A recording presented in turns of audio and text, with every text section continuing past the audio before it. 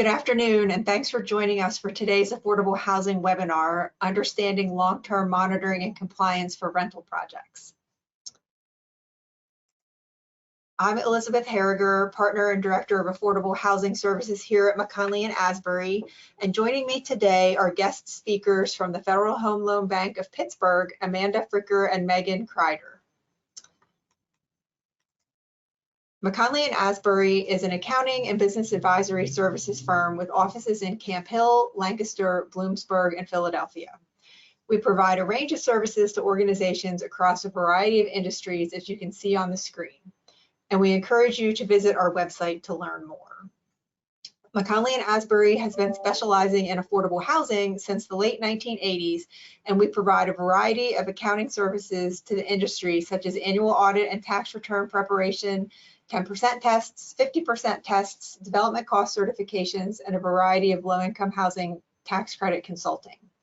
We also provide property compliance consulting services through our affiliated company, M&L Compliance Management. You can learn more about us and all of these services by visiting our website noted at the bottom of the slide. We'd love to talk to you about how we could help you or how we could work with your organization, so feel free to contact us. Our contact information is at the end of the presentation, and you can also find it on our website. If you've joined us for past webinars, we're glad that you're joining us again.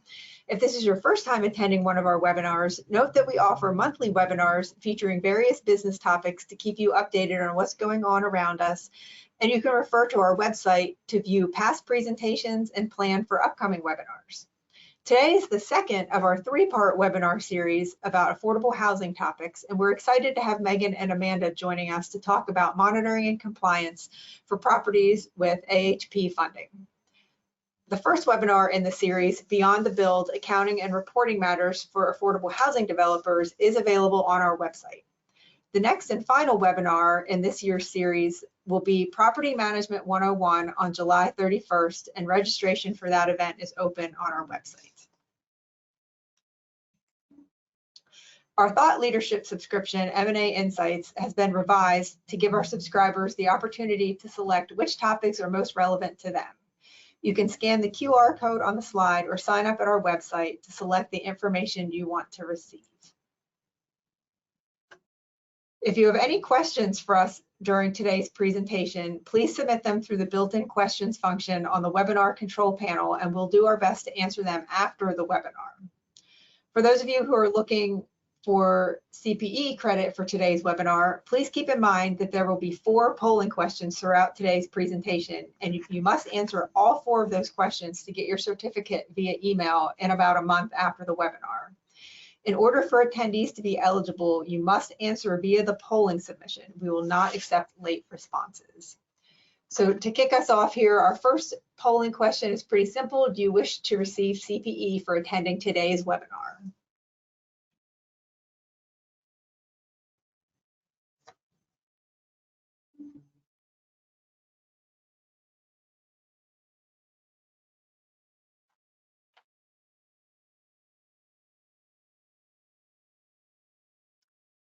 It looks like most people do want to receive CPE for attending, but I hope that you get a lot out of this. We're very excited to have Amanda and Megan here.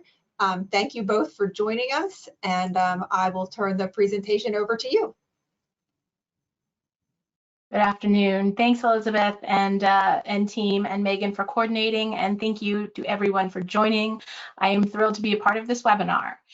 For those of you who don't know me, my name is Amanda Frikker, and I'm currently a senior AHP specialist at the Federal Home Loan Bank of Pittsburgh. One thing to note, you may hear us refer to the Federal Home Loan Bank of Pittsburgh as FHLBank, FHLBank Pittsburgh, or simply just the bank. So as we work through the presentation, just keep that in mind. It's all the same thing.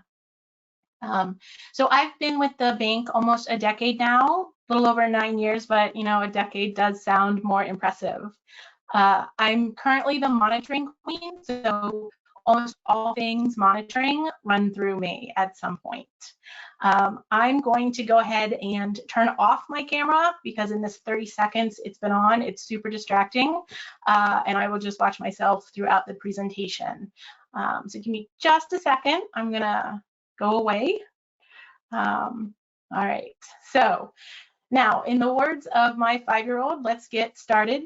Here's the plan. This slide outlines the topics that we are going to cover today. We'll start with an overview of FHLB and AHP, provide a high-level summary of the AHP lifecycle, and then move into monitoring specific items, PCRs, LTCs, and LTMs. We love our abbreviations, and I promise to define them as we move throughout the presentation. In fairness, some slides will have more meat than others, but to level set, let's start with a crash course of the Federal Home Loan Bank of Pittsburgh and the Affordable Housing Program, FHLB and AHP. A crash course. So the links on this page are clickable if you'd like to learn more. So what or who is FHLB? Well, high level, what is FHLBank, the Federal Home Loan Bank? Here's Google's AI definition with a little bit of human input. So the Federal Home Loan Bank Act of 1932 established the Federal Home Loan Bank System, FHLB. That's a network of federally chartered and therefore federally regulated member-owned corporations. The act aimed to revitalize the housing market during the Great Depression by providing liquidity and stability to mortgage lenders. There are 11 sister banks as well as a council, and we all do things slightly differently. For the purposes of this presentation, we'll discuss FHLBank Pittsburgh. Now, by law, again, we are federally regulated. Regulation number 12 CFR Part 1291 for anyone who's curious. By law, each Federal Home Loan Bank must establish an affordable housing program, AHP, and it must contribute at least 10% of its earnings to AHP, which then funds eligible projects as determined by a competitive application process. So all of our program guidelines are in our AHP implementation plan. Everything from scoring categories and eligibilities to definition of complete, as well as various project phases, including, of course, monitoring. So before we talk about the actual processes and what they entail, I wanted to outline this sort of cyclical process. And I'll be honest, smart art is only so smart. This particular slide is intended to show the flow of monitoring between the sponsor and project, FHLBank Pittsburgh, and the Federal Housing Finance Agency, the FHFA, who are our regulators. So starting with the gray arrows, the FHFA sets the regulation, and that translates down into our policy document, the AHP implementation plan. That's the document that's going to guide your projects, and it's the document we refer to for monitoring your projects. You may hear it referred to the I plan. Now be mindful that this is updated annually, so what may apply to one project might not apply to the other if they are awarded in different years. We are constantly working to streamline processes and make things simple and smooth for sponsors and members, within, of course, the parameters of the implementation plan and the regulation. But at the end of the day, we are monitored and examined on how well we monitored you. And that's where the blue lines come in. It's an annual process of intense questioning, usually takes about 6 weeks, and the FHFA examiner teams are ensuring that we followed established rules and that we've applied them fairly to all projects. Hey, Amanda, it's Megan here. Yes.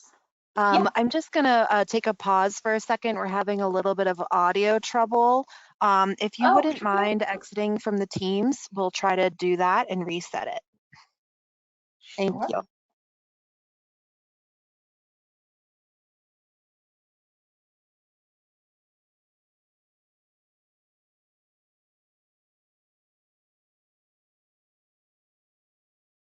Thanks everyone for bearing with us. We want to make sure that you can get the best, listening in on the material. So once Amanda check backs in, we will continue. Thank you.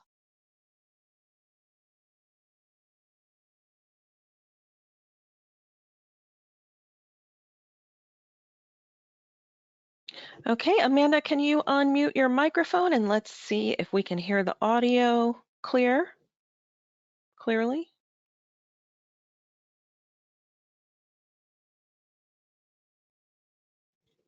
Hello, can you hear me now?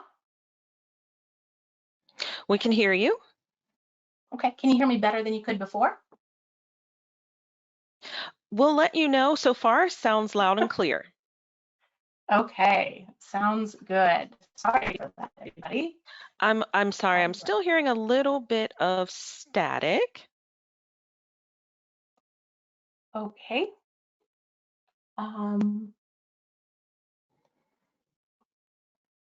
Just a Amanda, moment. why Let don't me you try. continue on with the next slide? And if it doesn't work, I can hop in. Sure. All right. So we are at, how does AHP work?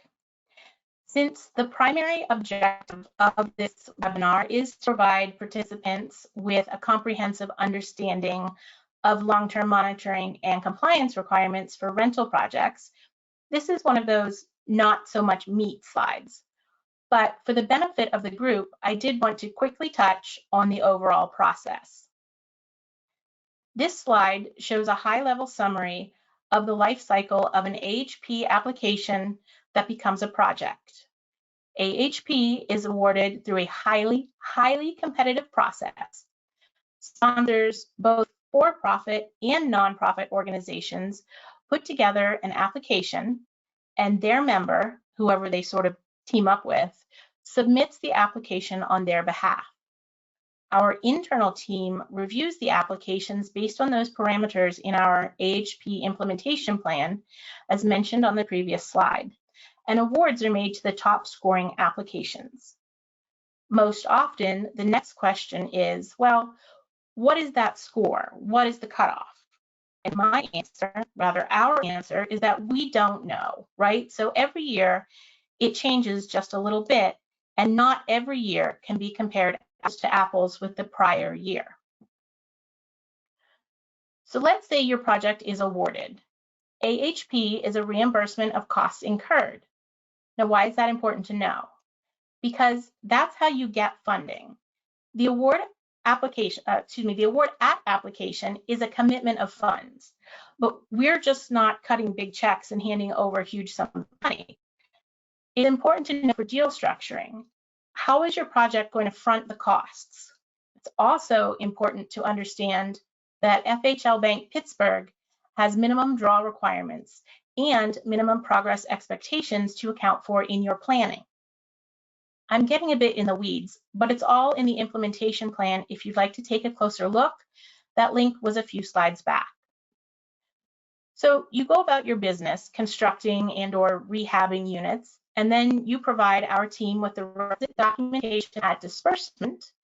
And after some standard back and forth clarification, we say, yep, okay, looks good.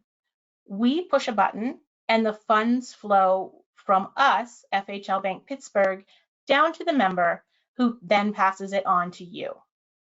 Eventually, you complete your project. You're done with the construction or rehab, you've drawn down your funds, and you're at least 75% leased up. Boom, done. But not so fast. Then it's on to monitoring, which is where I come in. The first step is called a project completion report, PCR, if you will. And that's basically a re-underwriting of the original application. Did you do what you said you were going to do? Once that's approved, then we move into long-term monitoring.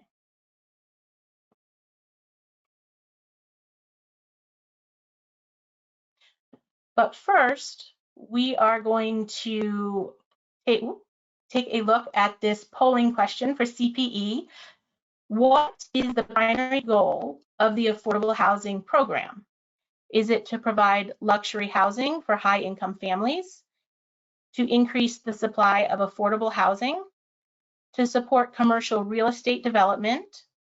or to fund public transportation projects. So go ahead, we'll give you about a minute to respond, and we'll let you know in just a second.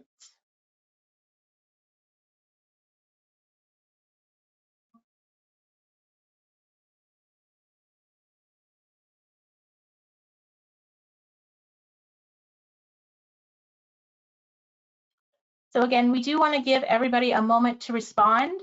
Just a reminder that if you are requesting CPE credit, be sure to answer the polling question here.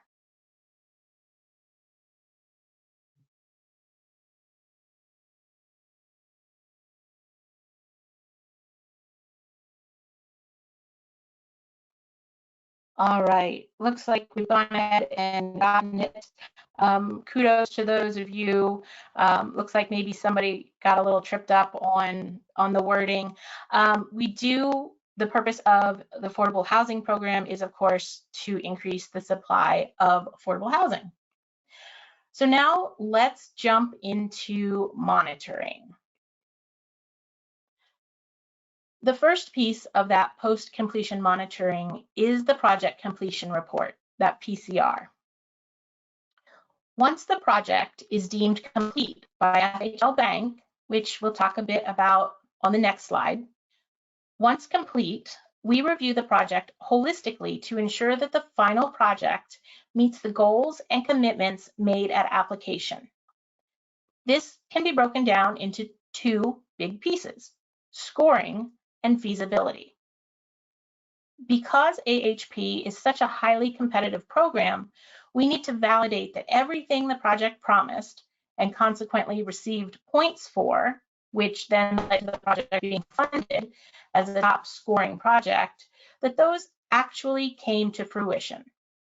We are taking a close look at the tenant income workbook, our version of a rent roll document.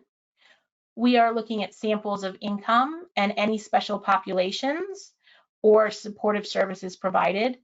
We're looking at the project sites right down to the census tracts. Now, the other part of this review is feasibility. Not just, is it a good project, but can it survive?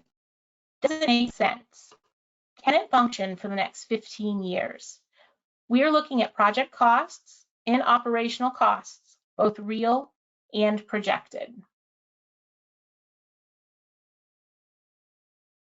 So long-term monitoring and compliance 101. Before we jump into the monitoring for rental projects, I did want to briefly mention that AHP subsidy also funds homeownership projects. The retention period for a for-sale homeownership project is 5 years, but retention is prohibited for owner-occupied rehabs. Once the PCR is approved, there's generally nothing else required during those 5 years.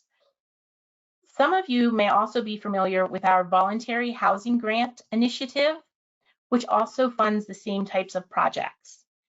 But this webinar focuses on AHP funded projects, specifically rentals. So we're not going to get into those requirements here, but they are similar. As a reminder, or for those who don't know, the retention period for an AHP assisted rental project is 15 years from the date of completion. So what is the date of completion and who determines it? FHLBank Pittsburgh will determine the date of completion based on the definition in the implementation plan. Construction and rehab is complete on all units, all AHP funds have been dispersed, and at least 75% of the units are occupied. So then what does monitoring really entail? Well, for many projects, there are two pieces to the long-term monitoring: annual long-term monitoring certifications and annual not annual. So you have your annual long-term certifications, and then you have long-term rent and income monitoring. So LTCs, the long-term certifications, as I just fumbled, annual certifications are due annually. In most cases, for example, if you receive an AHP award today, These will be submitted through AHP Online. The long-term certification will ask the project owner to confirm or certify income and rent compliance, occupancy, and financial viability. Again, this is required annually throughout the 15-year compliance period. If your organization experiences staffing changes, ensure correct contacts are up to date in AHP Online. You can refer to the sponsor registration guide on our website for step-by-step details. If contacts are not updated, you will not be able to certify in the system, and that is going to be bad. As a visual, here's what the current 2025 certification looks like in AHP Online. You can see there's a narrative box for the sponsors to explain any items that may be in question. The long-term cert is really the sponsor certifying that the project is in compliance with rent and income commitments, the project continues to be viable, taxes are paid and current, and that there are no issues with other funders.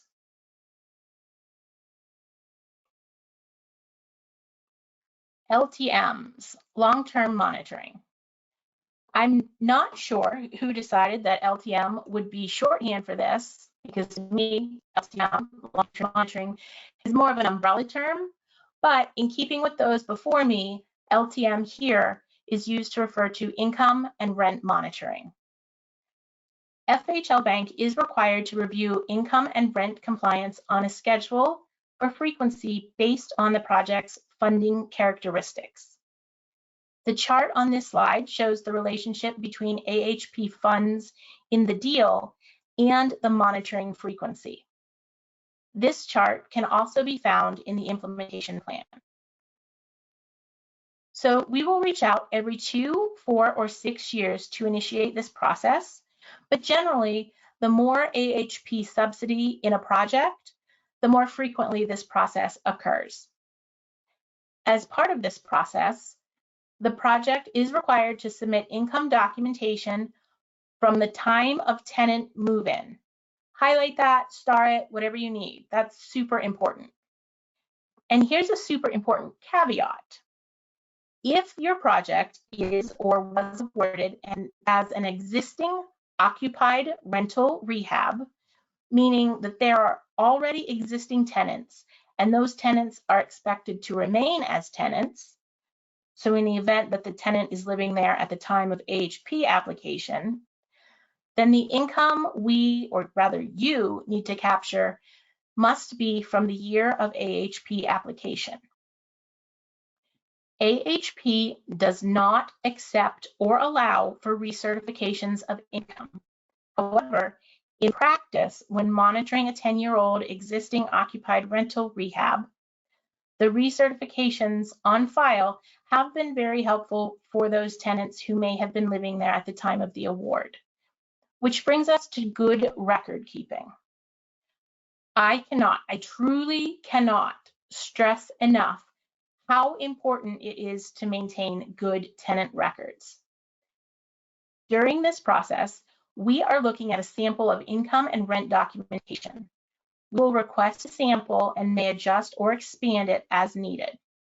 This particular process can be lengthy and sometimes challenging, which is why maintaining good tenant records is so important. So the rent and income monitoring process, how does it actually work? This may be oversimplifying it a bit, but basically when it's your turn, we'll ask for the tenant income workbook, you'll provide it, and then we'll review it and ask some questions. Once it's in a good state, we'll request a 20% sample. That's not a surprise. We advertise it in the I-plan. So the 20% sample of rent and income documentation that you'll provide, and then we'll validate and complete our reports. Some additional back and forth is pretty normal. So let's take a closer look at what you'll need to provide. But first, another CPE question. What is the AHP retention period for rental projects? Is it 5, 10, 15, or 20 years. So again, we'll give everybody some time to respond.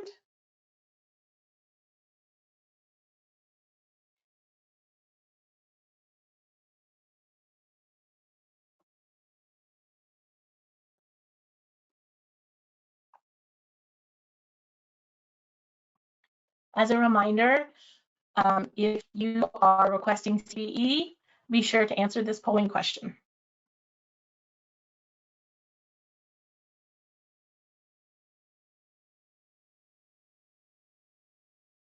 So it looks like the poll will close in a few seconds. So make sure you get your answers in.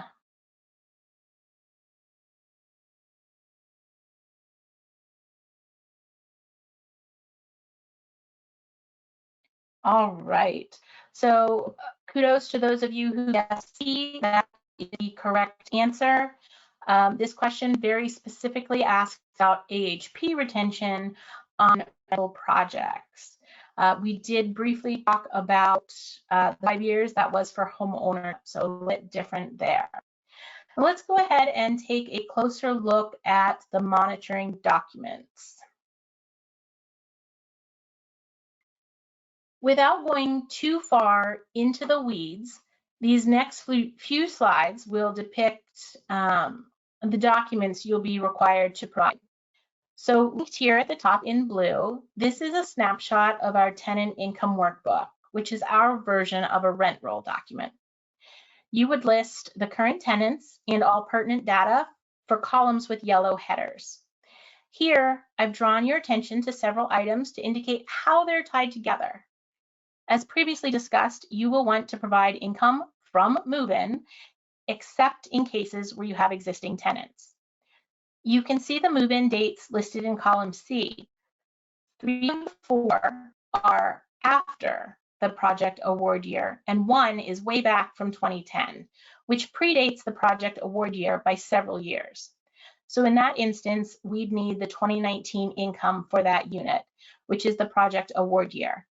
For anyone who missed it, I had put the project year in the red rectangle in the top middle. The other key thing on this page is the AMI. So area and median income. Those limits will auto-populate in the gray cells of column I based on the county, state, and year information in cells C10 through C13, as well as whatever's selected in column H. Fun fact, the most common error that I see on these TIWs is sponsors inadvertently including a space after the state or county. That'll cause a ref error in the income column. So if you see REF in column I, just go back and make sure that you didn't inadvertently put a space. It's very common to do, very easy to overlook. Also, make sure that you entered the requested information just like the sample. So, for example, here it shows Pennsylvania for the state. We have PA, not .A dot, not Penna, just simply capital P and capital A, which then ties in and pulls over the correct information. So do your best, give it the old college try. I go through and tidy up the form prior to requesting any samples.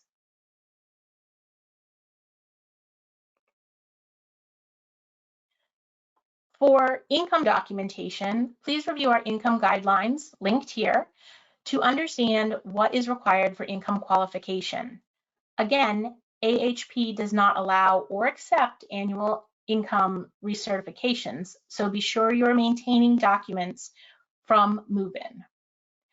For each tenant or household in the requested sample, you'll need to provide the completed AHP income form, also linked here. We also accept the HUD 50059, tenant income certifications or TICs, as well as other similar forms that are signed by both the sponsor and tenant. You'll also provide third-party income documents used to validate the income. Those could include pay stubs or Social Security benefit letters, verifications of employment, also known as VOEs, but beware that different funders have different calculation methods.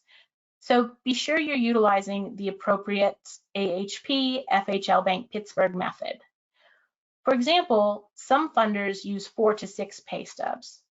Our calculation is ideally based off the 3 most recent as of the time of income qualification. Additionally, funding sources project forward, while others, like AHP, are a point in time. So AHP is a point in time calculation, and therefore it's worth noting that once a household is income qualified, the AMI remains as is for the remainder of occupancy. If the household is income qualified at 50% on January 1st, but on January 2nd, they win $1 million in the lottery, they're still technically 50% AMI.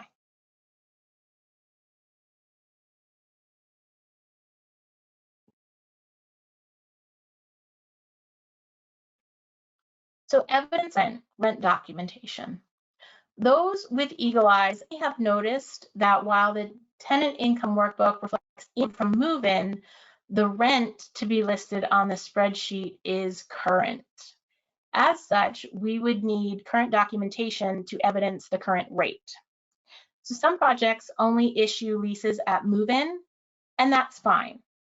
Some leases are for a set time and then automatically renew until the unit is vacant, and that's fine too. Rent calculation notices from subsidy providers and/or notices of rent increases from sponsors are also generally acceptable.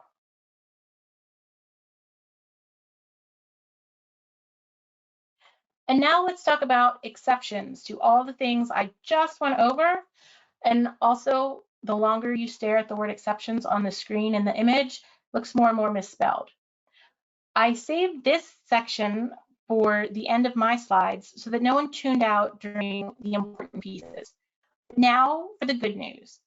There are 2 main categories for exceptions. And the first is LIHTC deals. LIHTC deals are my favorite. Why? Because from an AHP perspective, these bad boys are on the light side of compliance. I know because all mics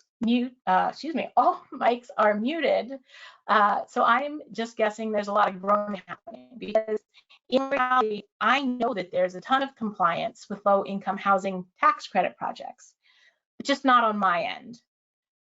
For AHP projects funded with LIHTC dollars, FHLBank will rely on the reporting by the applicable awarding state agency. This means, generally speaking, and assuming you stay out of compliance jail, once the PCR is complete, no further monitoring is required for AHP. After the retention date passes, 15 years from the date FHLBank deems the project complete, then the project has fulfilled its AHP obligations. And the second is AB 2016-03. So the FHFA released an advisory bulletin allowing for FHL banks to streamline monitoring processes for qualifying projects. And the impact was huge. Projects with specific characteristics related to funding or population served do not need to provide additional backup documentation. We're good with just the tenant income workbook. The projects most affected are those in line with shelters. So each year, about 50% or so of my reports fall into what I call this Wave 1 category. These are projects that easily meet the threshold for streamlined monitoring simply by reviewing commitments made in AHP online. Are all units started to less than 60% AMI? Do they have a combined homeless or special needs total of 51%? Do they include HUD 202 or 811 funding, or USDA Rural 514 or 515 funding? If so, they will only be required to provide tenant income workbooks, but will not be required to provide the actual rent and income documentation. That's a win for projects and a win for me.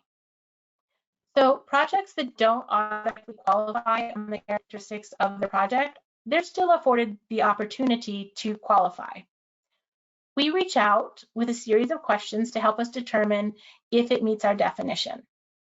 For instance, maybe at application, the project only committed to 20% of units being reserved for homeless individuals.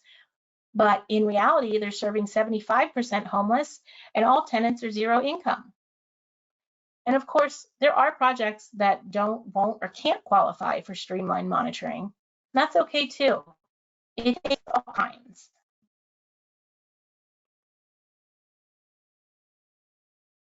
And here's the chart from a few slides back.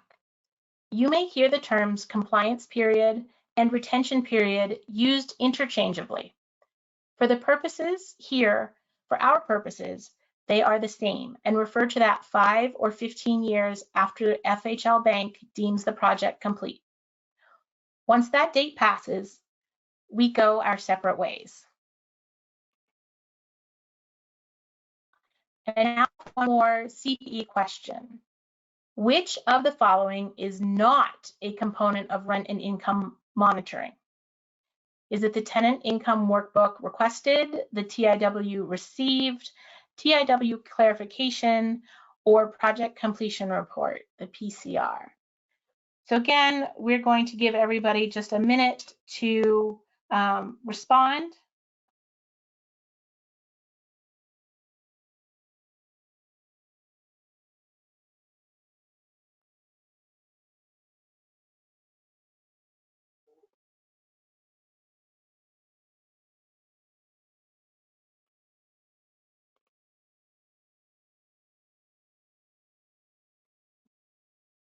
If you are looking for CPE credit, please make sure you respond to the poll that will be closing in just a few seconds.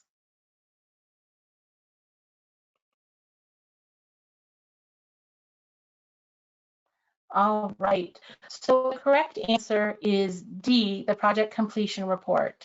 The PCR is the first step in the overall post-completion phase, but it's the piece where we're actually re-underwriting the whole process. It's not part of the rent and income monitoring, that LTM.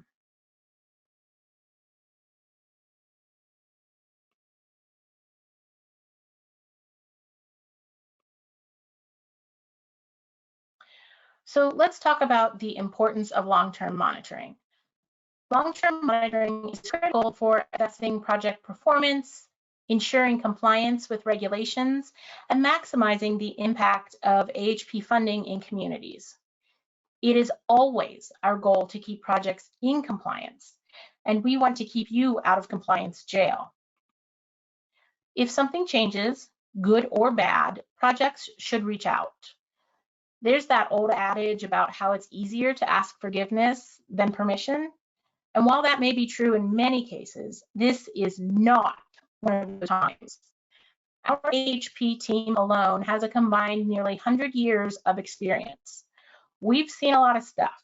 We've seen a lot of projects come through the AHP world, so we may have a solution you haven't thought of. Remember, we're always trying to work with you and not against you. We want to see affordable housing operating well for the people who need it. But of course, sometimes things just aren't as easy to resolve as we would like. And the corrective actions are a real thing. And they can range from delaying disbursement of funds until everything is ironed out to recapturing of funds due to ineligible uses. So it's really important to stay on the good list. So as not to end on a semi-scary note, I've put together some key takeaways. Projects are active for 15 to 20 years, depending on how quickly construction or rehab is completed. It can be a long time between application and monitoring.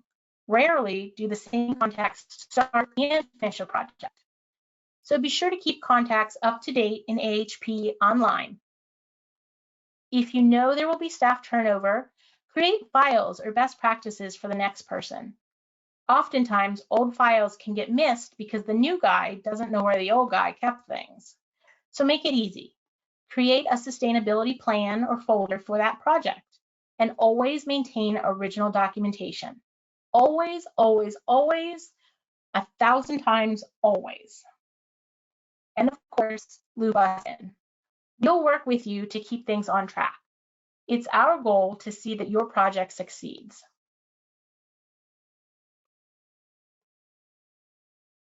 At this point, I'm going to hand the presentation over to Megan Krider, also of the Federal Home Loan Bank of Pittsburgh. Megan is one of our community investment business development managers. Her role specializes in outreach, both on the member side and the sponsor side. Megan connects organizations with big and small ideas to members looking to enrich their communities. Megan?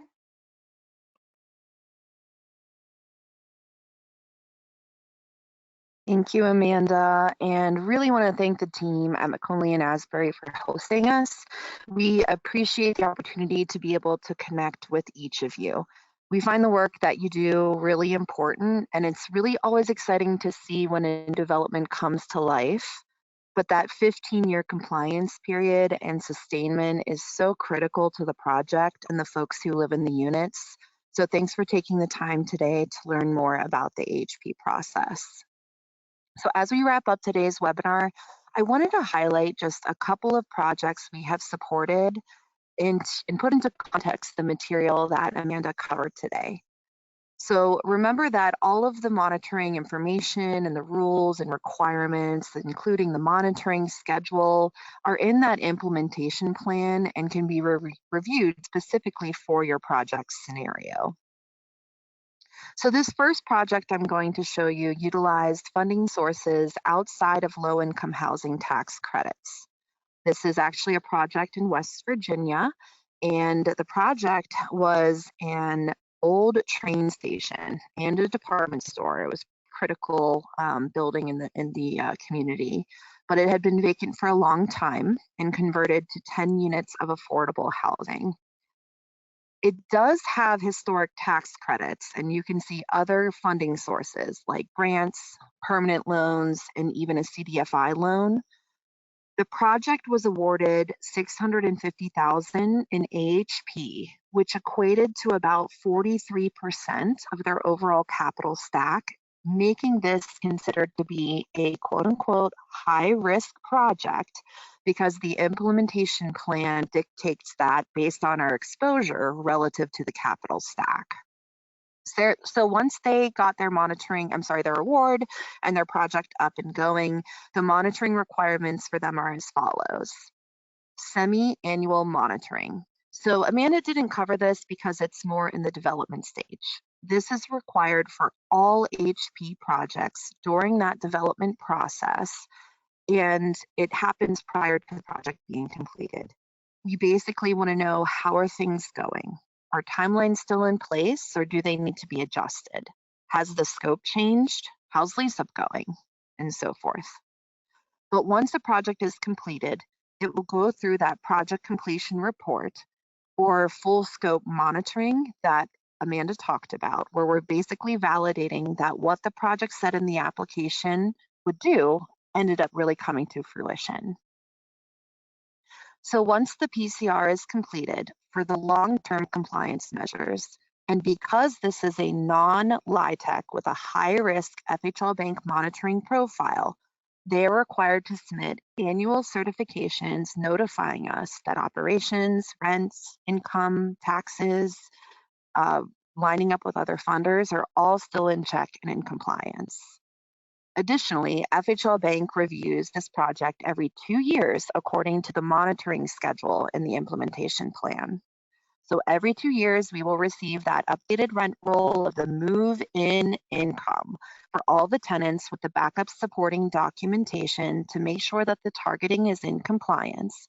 And then we'll also check to make sure that rent is in compliance for the project, that they can charge relative to bedroom size, the targeting size of the unit that's reserved, utilizing the HUD income limits for where the project is located. This annual certification and 2-year rent and income monitoring schedule will continue until the project's 15-year compliance period is fulfilled. So after the 15 years, we of course hope that it remains affordable, but project owners are out of our retention and the income rent restriction requirements and are able to move forward as what is best fit for the project, the organization, and the community. When projects are out of that 15-year compliance period, they become eligible to a rehabilitation grant for any capital improvements or expansion that may be needed for the project. A different type of project I'd like to showcase is the Roberto Clemente project that provided 38 units of affordable housing. So here, the project utilized a combination of sources, which did include the low-income housing tax credits. Their award of $650,000 of AHP represented only about 3.7% of the overall capital stack. So because this is a LIHTC project, they have a very different long-term monitoring schedule, but they still have to complete the semi-annual monitoring during the development phase and that project completion report once we deem the project complete. So as Amanda mentioned, this is an example of a project where long-term income and rent compliance is deferred to the Pennsylvania Housing Finance Agency, PHFA, as the tax credit awarder. Our regulator, the FHFA, allowed us the ability to defer long-term compliance to state housing finance agencies in the state of these LIHTC awards due to a lower HP exposure on these overall deals and to not duplicate monitoring efforts that are already required as part of receiving a LIHTC award. So while the LIHTC requirements will extend well beyond our 15-year AHP retention period, similar to the Belington project, any project that is out of retention is eligible for another AHP grant should the project be interested in further capital improvements or expansion. So with that, I will turn it back over for questions, and we'd love to hear and clarify anything that we said or provide additional support for questions you may have. Thanks, Megan. So for anybody who has a question, Megan and I are going to tag team these responses sort of based on our perspective. Go ahead and enter them into the chat. We'll just give a moment for those to come through.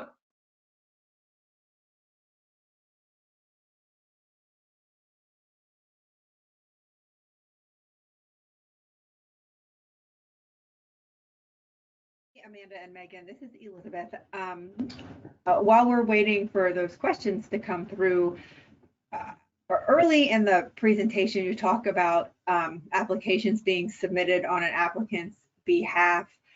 And I know they have to find a member bank to submit the application for them. Can you talk about how you would go about finding a member bank?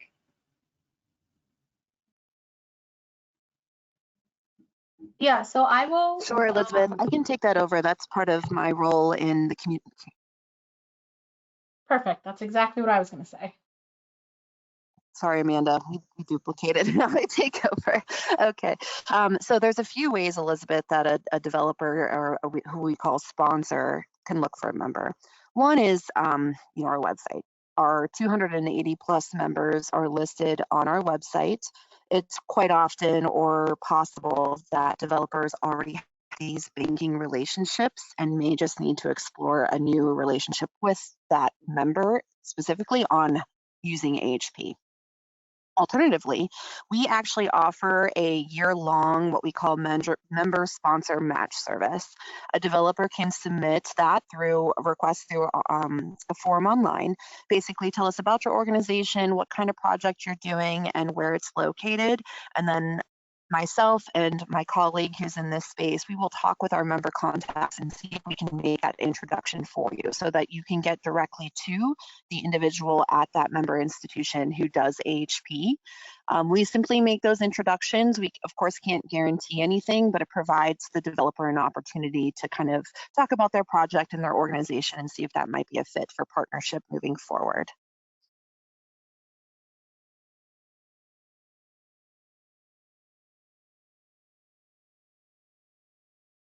So Amanda, one question that we had come in was, why would a monitoring sample need to be expanded or adjusted. And have you seen that happen, or could you speak a little bit more on that?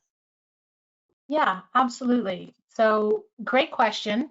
Generally speaking, probably the most common reason to expand a sample is if there are errors in calculations, right? So the sponsor in the project, they calculate the income, obviously. They follow our rules, and sometimes there's a nuance, or maybe somebody just can't do math, I don't know. But if we see a trend where there's an awful lot of calculations in the errors in the calculations, excuse me, we would want to expand it and see if is it a thing, like do we need to address this further. That's the main reason we would want to expand the income sample. If we were to adjust it, sometimes we see situations where there might be a delay between the time the tenant income workbook is submitted versus when the actual documents are reviewed, and maybe somebody has vacated that unit, or if we just can't get the documentation that we need. Those are usually the main culprits for this expansion or adjustments to the samples. They don't happen terribly often, but they do. So it looks like there's another question about the 3 pay stub requirement. Is the 3 pay stubs a requirement? So this one makes me laugh on the inside because it's not technically. So our income guidelines, in our income guidelines, we indicate that it is strongly preferred for current projects. So anything awarded 2019 through today, and for now moving forward, it is just strongly recommended. So I think that current projects are getting better about maintaining that documentation from move-in. I'm not sure if other funders are cracking down on it, since they often require more than we do. But at this point, it is just strongly recommended.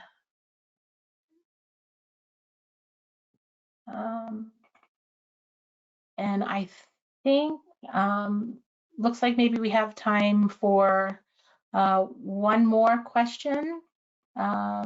Looks like we've got one here. How long does the long-term monitoring actually take? The LTM process, yeah, so it can take some time. It really depends on whether we're looking at a shine project, a standard monitoring environment that can take the length of time, the responsiveness of sponsors, the age of the project, the completeness of the documentation provided. Those are all really key factors. Generally speaking, if I am looking at, a nice and tidy TIW for somebody that qualifies for line, maybe a shelter project, that's a report I can usually knock out pretty quickly. It's when we get into the projects that are a bit older, maybe larger, our max sample size is generally around 20. So to do income for old projects, sifting through, good, bad, illegible documentation, those can take a little bit more time. So it really just depends on the project itself. So really trying to drive home the maintaining great documentation. That's really key to it. So I believe that's all that we have time for. I'm going to pass it back to Elizabeth. So thank you all. Thank you, Amanda and Megan. That was really useful information. Our contact information is on the screen. Then feel free to contact us if you have additional questions. And we want to thank you for joining us for today's webinar. A recording of today's presentation will be posted on our website and social media sites in a few days. If you requested CPE and answered the polling questions, certificates will be sent out to you within the next month. We hope you'll join us for our upcoming affordable housing events. As mentioned earlier, registration is open for the last webinar in our affordable housing series to be held on July 31st, in which Susie Ortega from our affiliate company, M&L Compliance Management, will provide an understanding of property operations, legal requirements, preparing for an audit, and various management tools to aid in the day-to-day operations of affordable housing properties. And also be sure to save the date for our upcoming fall affordable housing seminar led by AJ Johnson. We're always excited to have him in. This will be on October 23rd from 9 to 3:30. This will be an in-person event at the Members First corporate office in Mechanicsburg. More information about that will be forthcoming. So thanks again for joining us, and I hope you have a great afternoon.